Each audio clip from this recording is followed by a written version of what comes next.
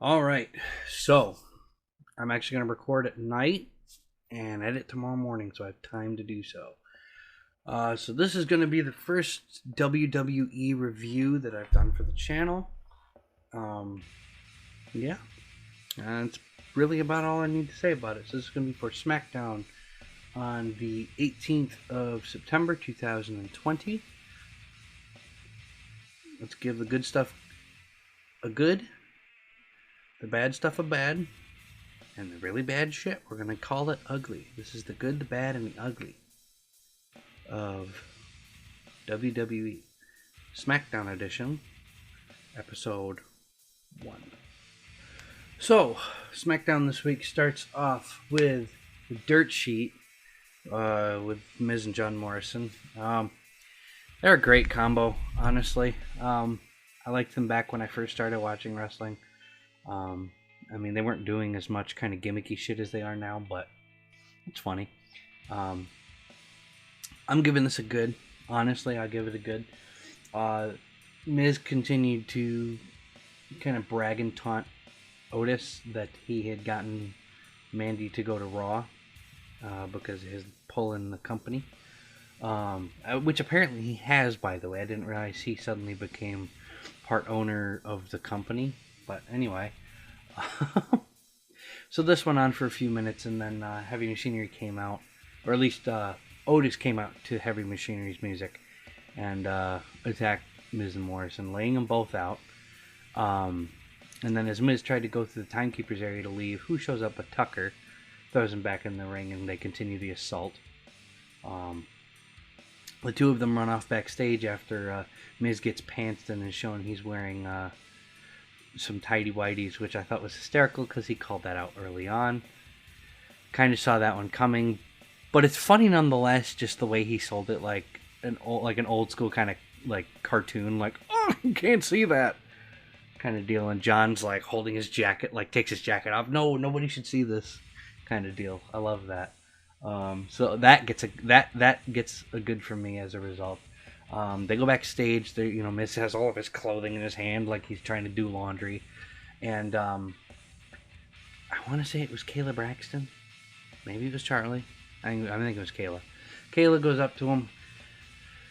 So, are you regretting poking at Otis? And he gets a phone call. And apparently they have a plan, which we'll talk about a little later on, as the plan did go into action. Next up, we had a match between Grand Metalik and Cesaro. I'm giving this a bad, purely because this is like the third or fourth week in a row now we've had these two teams fighting, and specifically Cesaro and Metallic. Like, come on, dude. Can you really not, like, put Kalisto in there or Lince Dorado? Like, come on. Like, give me something. Mix it up. Or better yet, how about a full tag team match? Like, I know they're doing that at Clash of Champions, even though they've done nothing to earn the fucking opportunity, but anyway, it was boring. I mean, it was a good match, but it was boring. Shenanigans were continuing with Kalisto and Lince fighting and getting kicked out, and as a result distracting Metalik, which let Cesaro hit the neutralizer. Clean win. I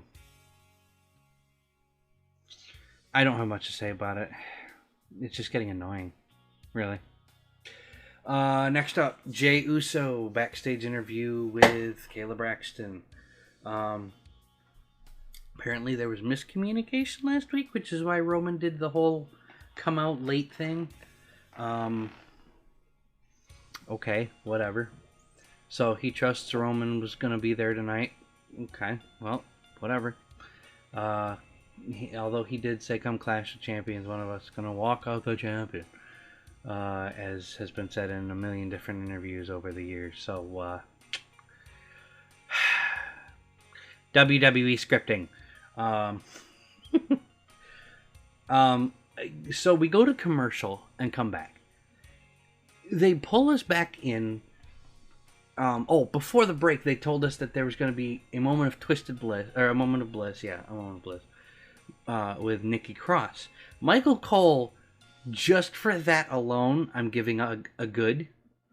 Purely because Michael Cole said, and I quote, Alexa's twisted sister, Nikki Cross. And I love that. That made me giggle. I had a good belly laugh about it while the commercials were going. That was funny as hell. And then afterwards, before they sent us into a moment of bliss, Matt Riddle was just randomly doing a segment about how bro is a universal language. And that gave me another good belly laugh. That was funny as hell. Bro is angry, sad, happy, feared, whatever. I mean, this shit was funny as hell. I loved it. So that's going to get a good, and I'm almost tempted to give it 2 goods just because of how funny it was. But anyway, Moment of Bliss was really good. Good. I liked that they're going to push Nikki a little differently than they have before. Yeah, I'll give it a bad as well, just because Nikki has already faced Bayley for the title like 3 different times already in the past few months, so that's gonna get stale. But I will say that in defense of it, this time, given that they've finally broken up Sasha and Bayley, thank God they gave us that break. I was so happy. Anyway, now that they've broken them up, and Nikki said something about it, she feels that she can actually focus on kicking Bayley's ass instead of having to worry about Sasha on the outside and still kicking Bayley's ass. And I like that. I like that they brought that to attention with the challenger and not just whatever, she's just a challenger until Sasha is better. And yeah, I liked it. And then, so that gave me a tease about her possibly winning the title. But a little later on, we'll discuss why I now think that that's not going to happen. It's just going to be like a squash match or something else. And then, after she cuts that fucking scathing promo, which was gorgeous, Nikki Cross calls out Alexa.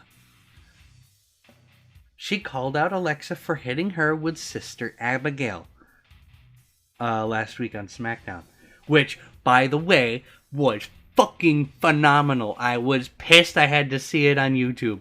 Oh my god, it was amazing. It looked so good. And the teases galore, man. Oh my god, good. It only gets 1, but that's gonna get good too. I wasn't prepared for them to actually sit there and call Alexa out on it with Nikki. That was awesome. I love it.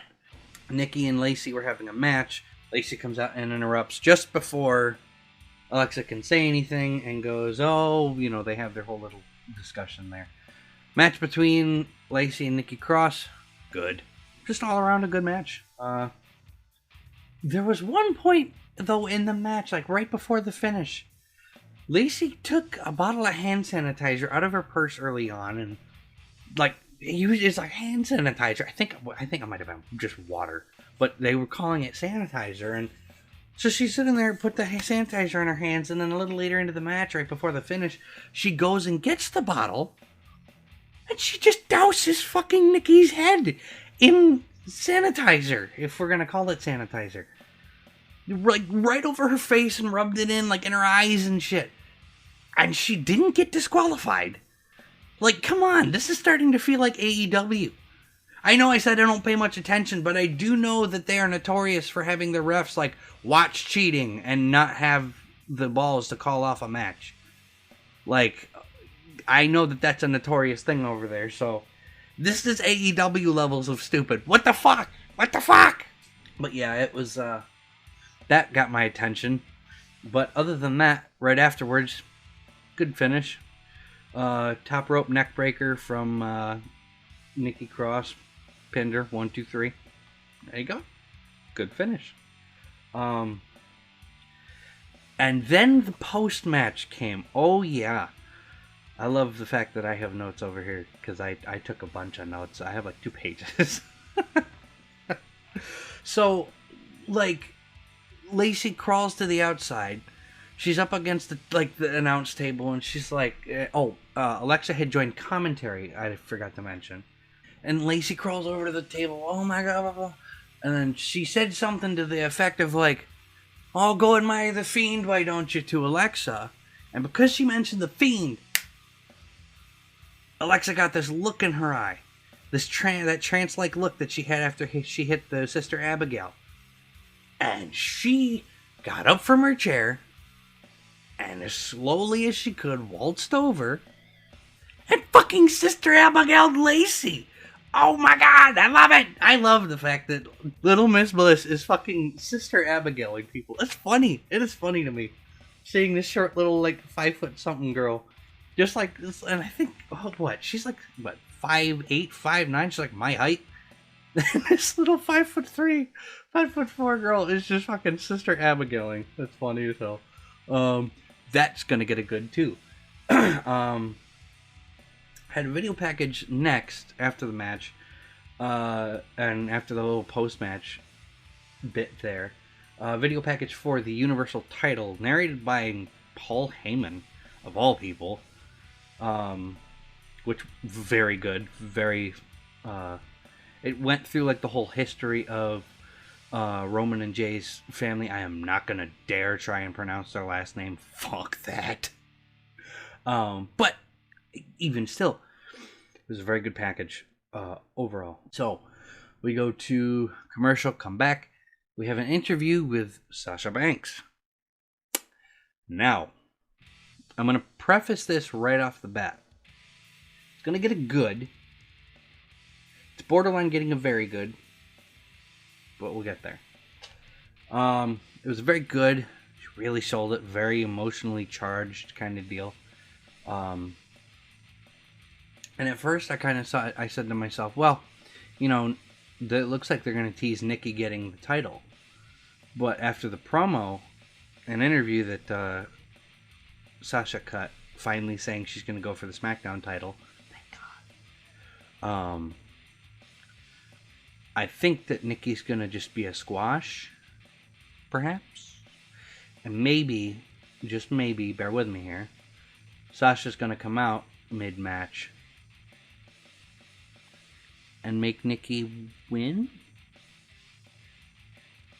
Or she might cost Nikki. Either way, I see Sasha coming out at some point, and or she just comes out and hits Bayley with a chair and DQs the match. I don't know. We'll see. And they had mentioned at first that Sasha was in the Performance Center, and it didn't hit me until about halfway through the interview.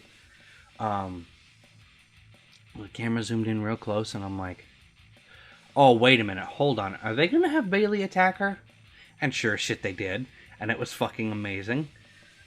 She tried to hit another one of those, chair around the neck stomps, neck breaker deals.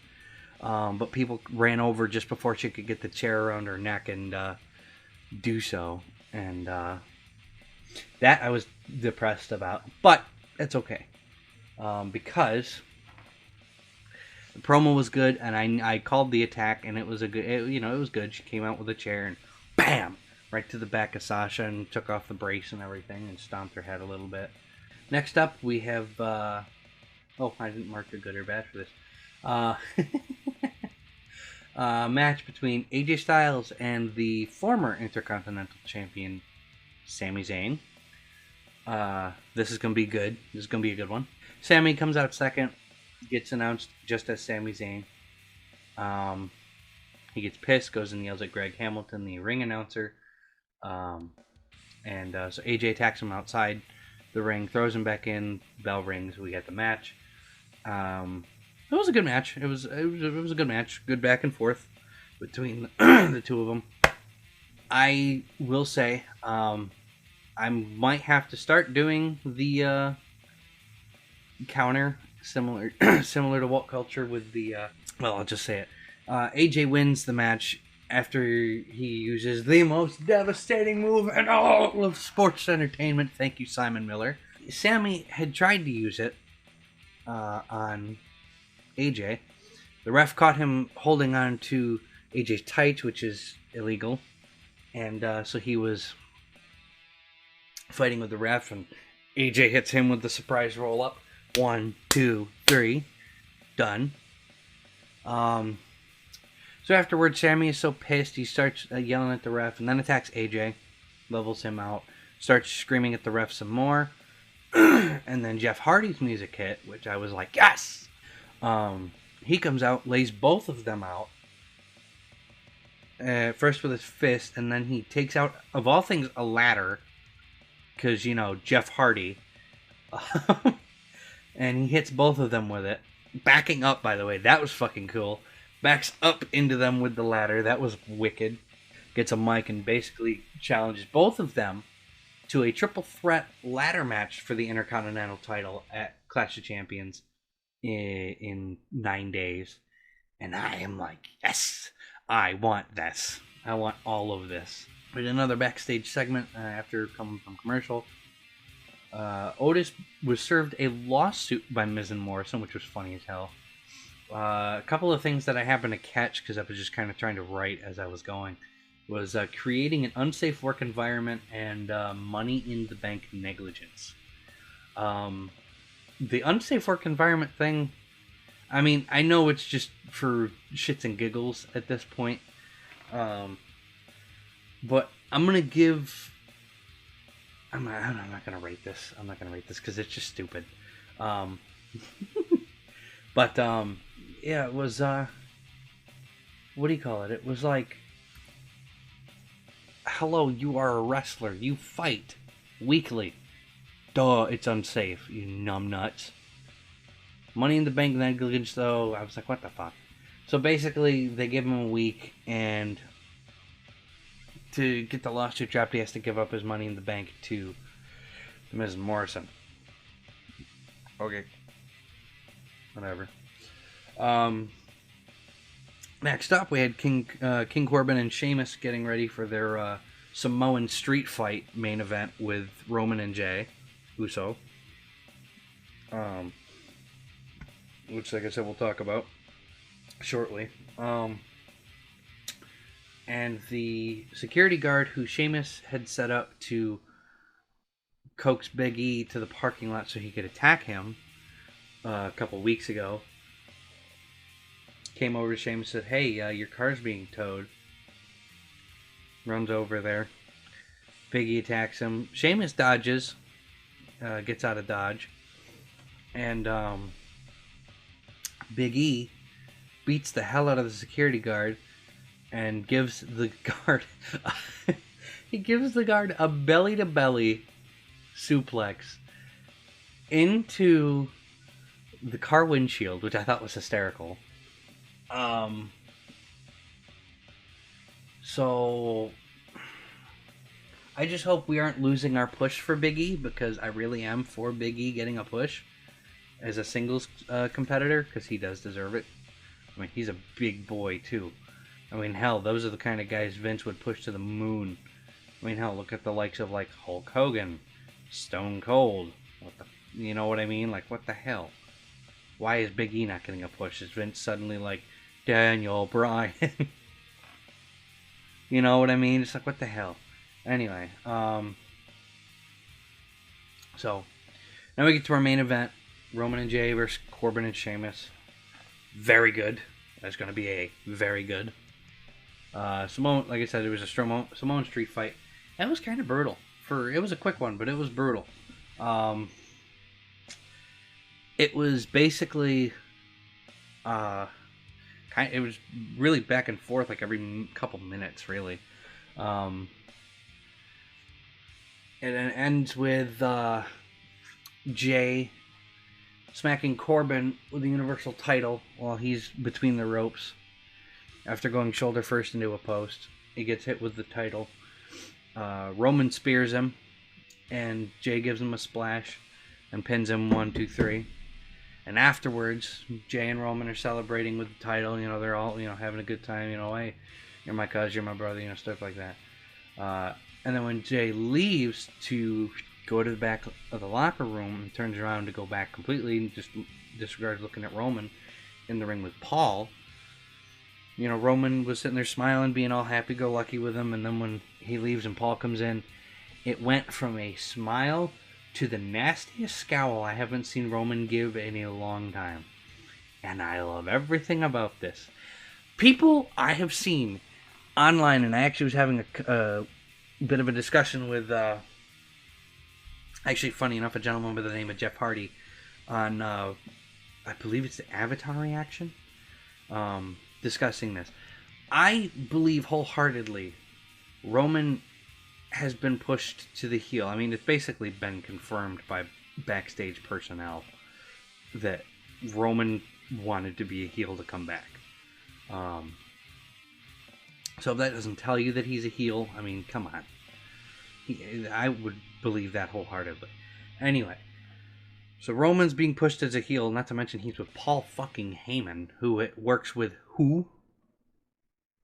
Brock Lesnar. I mean, arguably the baddest fucking heel they've had in a long time. A long time. And he's a monster. Literal monster. Anyway, so Paul works with heels, primarily. I mean, look at CM Punk when he worked with Heyman. Brock Lesnar's basically whole career has been with Paul Heyman. Paul works with heels. That's all I'm going to say.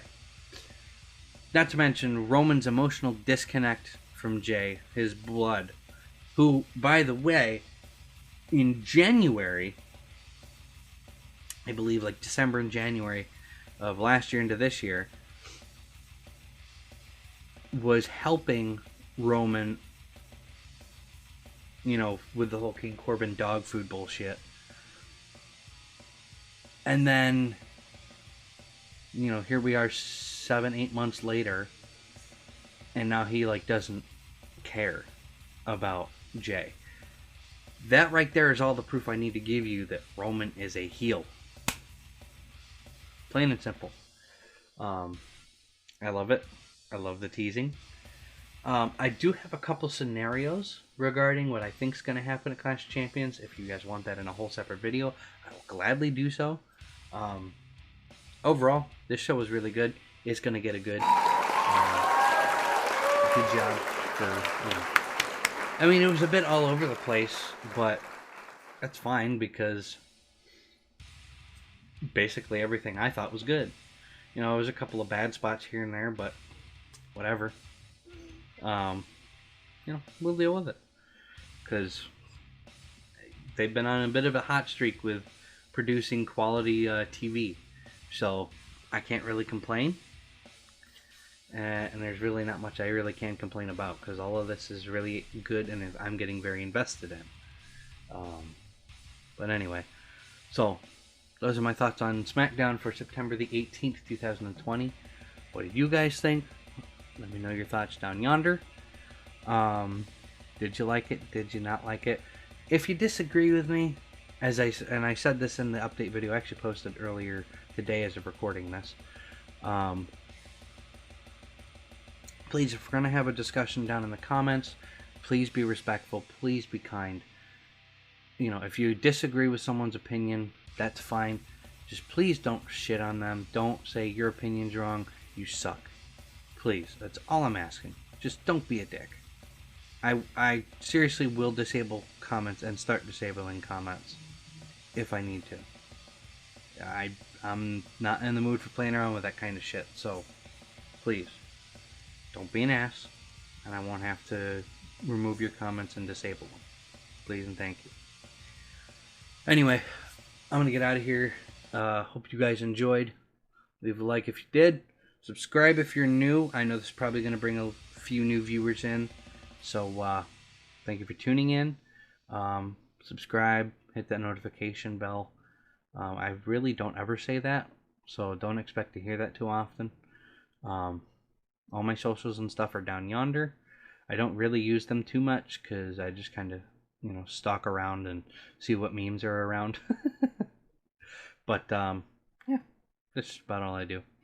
Anyway, join my Discord down below. I do game. I do play music. You know, we'll do some shit. Anyway, I will see you fuckers later. Peace.